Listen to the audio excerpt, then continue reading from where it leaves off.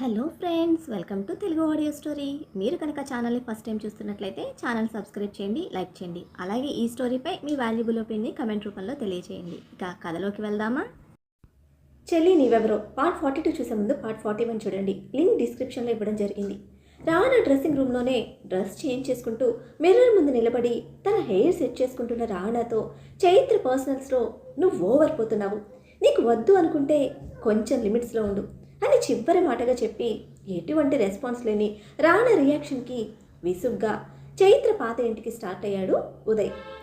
లక్కీకి ఉప్పు మిరపకాయతో గట్టిగా దిష్టి తీసి రూమ్కి తీసుకువెళ్ళిన చైత్ర వాడికి స్నానం చేయించి తను కూడా బాత్ ఫినిష్ చేసుకొని హోంవర్క్ చేస్తూ ఉండగా ప్యాక్ చేసిన చైత్ర థింగ్స్ తన రూమ్కి చేరాయి. మీ బట్టలు ఇంకా ముఖ్యమైనవి అని చెప్పారమ్మా అంటూ వర్కర్స్ అన్నీ తీసుకొచ్చి పెడుతూ ఉంటే అది రానా పని అని అర్థం చేసుకోవడానికి ఎంతో టైం పట్టలేదు చైత్రకు. అమ్మా, మనం మన ఇంటికి వెళ్ళమా, ఇక్కడే ఉండిపోతామా అని వాటన్నిటినీ చూస్తూనే లక్కీ తన డౌట్ ఎక్స్ప్రెస్ చేశాడు. లేదు నాన్న, స్విట్జర్లాండ్ టూర్ పోవాలి కదా, దానికోసమని ఇవన్నీ ఇక్కడికి తెప్పించాను. ఇక్కడ వర్క్ అయిపోగానే మనం మన ఇంటికి వెళ్ళిపోదాం అని లక్కీని కన్విన్స్ చేసి వాడికి హోంవర్క్ చేయమని ఇచ్చి ఫోన్ తీసుకొని బయటకు వెళ్ళింది ఉదయ్కి కాల్ చేయడానికి. చైత్ర నెక్స్ట్ డే కూడా కంప్లీట్గా రాణా కామెండింగ్లోనే గడిచిపోయింది.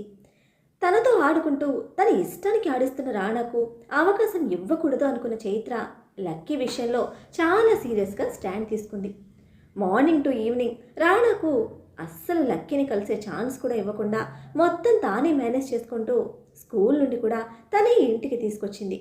డిన్నర్ టైంకి లక్కీని తీసుకుని కిందకు వచ్చిన చైత్రకు రాణాతో పాటు నేహ, రుద్రాణి ఇద్దరు కూడా కనిపించడంతో వెళ్ళాలా వద్దా అని ఆలోచిస్తూనే నిలబడిపోయింది. లైట్ వెయిట్ ప్లెయిన్ బ్లాక్ శారీలో అప్పుడు విరిసిన తెల్ల కలువలా చాలా పేరు